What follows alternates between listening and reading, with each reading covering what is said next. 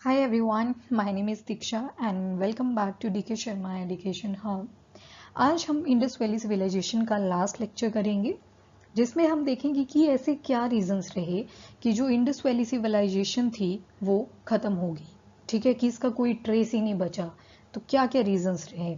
अब देखो यहाँ पे जितने भी हम अभी एविडेंसेस करने को जा रहे हैं इनकी कोई श्योरिटी नहीं है कि यही रीजन होगा, बट यस बहुत सारे हिस्टोरियंस हैं, सब ने अपने अपने पॉइंट ऑफ व्यू रखे हैं, तो we are going to analyse. ठीक है, और जहाँ पे ये होगा कि नहीं बैठेगी ठीक से बात तो वो भी हम डिस्कस करेंगे। ठीक है, तो स्टार्ट करते हैं रीजंस। तो पहला था आर्यन इन्वेजन्स। अब हम जब वैदिक पीरियड पढ़ेंगे वहाँ पे हम आर्यंस के बारे में भी पढ़ेंगे।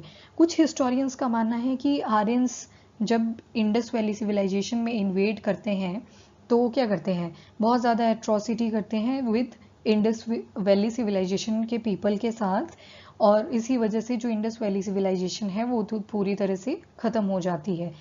आर्यंस बेसिकली ये माना जाता है सेंट्रल एशियन वाले एरिया से आए और इन्होंने यहाँ पे रहना शुरू करा, बट इन दोनों की कंपेटिबिलिटी आपस में नहीं बैठी, तो इस वजह से क्या हुआ, इंडस वैली सिविलाइजेशन खत्म होगी।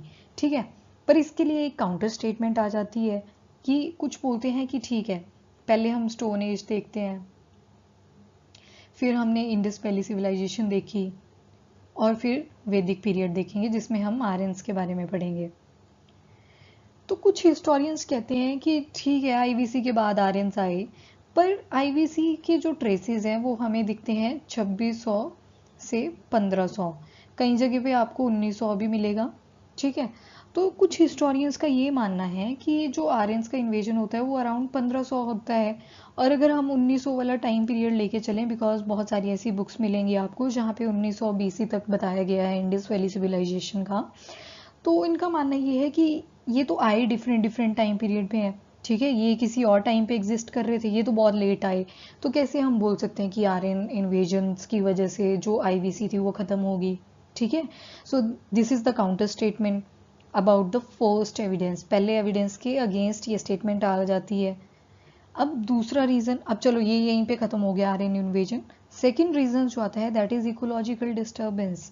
अब इकोलॉजिकल डिस्टर्बेंस में क्या हुआ होगा, इसके भी कुछ एनालिसिस देते हैं हिस्टोरियन लोग। वो कहते हैं कि जैसे बहुत सारे कैटल्स हुआ करते थे आईवीसी वालों के पास, तो हो सकता है कि एक ग्रास लैंड है, यहाँ पे गोट्स शिप्स क्या कर रही थी, दैट इज ग्रेजिंग, यहाँ पे अपना घास खा रही थी, क्या पता इस एरिया का घास ही खत्म हो गया। ठीक है, और जब वो दूसरी जगह जाने लगे तो क्या पता वहाँ पे उनकी किलिंग हो गई। ठीक है, so that is the ecological disturbance. अगर एक जगह पे घास पूरी खत्म हो चुकी है तो वहाँ पे इकोलॉजिकल सिस्टम ऑलरेडी डिस्टर्ब हो चुका है। फिर ये एविडेंस भी गया। देन थर्ड एविडेंस आता है लो रेनफॉल। अब देखो साइड में मैप्स में देखना, रेड पेन से मार्क करूंगी, बहुत सारी रिवर्स देखने को मिलती हैं, इंडस, झेलम, चिनाब, रावी, सतलज, घाघर। ठीक है, तो बहुत सारी रिवर्स हमें यहाँ पे देखने को मिलती है इंक्लूडिंग ब्यास। तो क्या हुआ होगा, पानी तभी आएगा ना एक्सेस में जब बारिश होएगी। तो मे भी हो सकता है कि जिन जिन क्रॉप्स के ऊपर वो डिपेंडेंट थे, वीट बाले, उनको चाहिए होती थी बारिश, और क्या पता उस टाइम बारिश ही कम हुई, तो उस वजह से भी हो सकता है डिक्लाइन। ठीक है, फिर नेक्स्ट एविडेंस आता है दैट इज फ्लड। फ्लड में क्या हुआ कि अब देखो बहुत सारी रिवर्स थी इस एरिया में, इंडस थी आपकी, झेलम, चिनाब, रावी, सतलुज, फिर नीचे घाघर वाली आती है। तो बोलते कि हो सकता है कि बहुत ही एक्सेसिव रेनफॉल हुआ, या फिर कोई ग्लेशियर उस टाइम मेल्ट हुआ होगा, तो फ्लड ही आ गए उस एरिया में। तो might be this can be a reason. फिर अगला बोलता कि change in the river direction. कई बार क्या होता है, एक चट्टान आ जाती है तो रिवर जो होती है वो अपना कोर्स चेंज कर लेती है। ठीक है, क्या पता पहले ये रिवर इस एरिया से जाती थी, अब ये इस एरिया से जाने लगी। ठीक है, तो कोर्स तो चेंज हो गया ना रिवर का। तो जब लोग यहाँ पे थे तो उनको अब इस एरिया में जाना पड़ेगा अगर कल्टीवेशन करनी है।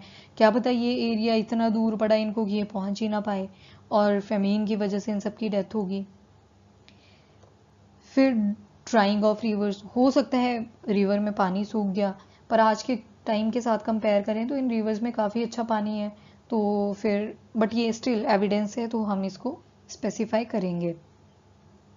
फिर अर्थक्वेक और other natural calamity, as we know कि जब भी अर्थक्वेक आते हैं, सुनामी आती है, या कोई भी फ्लड आ जाता है, साइक्लोन आता है, या कुछ भी होता है, कोई भी नेचुरल कैलेमिटी आती है, कोई भी डिजास्टर होता है, तो बहुत सारी डेथ्स जो होना पॉसिबल है, ठीक है।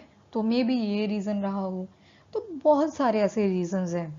आपको जब भी क्वेश्चन बने कि reasons of decline of IVC, आप अपने कॉलेज के एग्जाम दे रहे हो या यूपीएससी में ये सब्जेक्ट पढ़ रहे हो, तो आपको ये रीज़न जो है वो मेंशन करने हैं।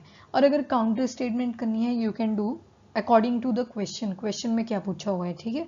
तो ये मेन रीजंस थे कि जिसकी वजह से इंडस वैली सिविलाइजेशन जो है वो डिक्लाइन कर गई। सो मैंने ना हर एक वीडियो को बनाया था बिल्कुल छोटे छोटे साइज में, मतलब मैक्सिमम 10 मिनट्स की वीडियो होगी, उसके बाद तो मैक्सिमम मैं बोलूँगी कि 5 से 7 मिनट की वीडियोज़ है।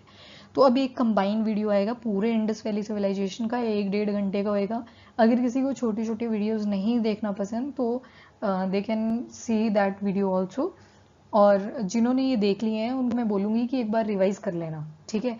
चाहे से नोट से कर लो, चाहे से वीडियो आएगी उससे कर लेना, ठीक है। That's your choice completely. So this is all. Video को लाइक एंड शेयर करें एंड चैनल को भी सब्सक्राइब करें। Till then bye bye, take care and thank you.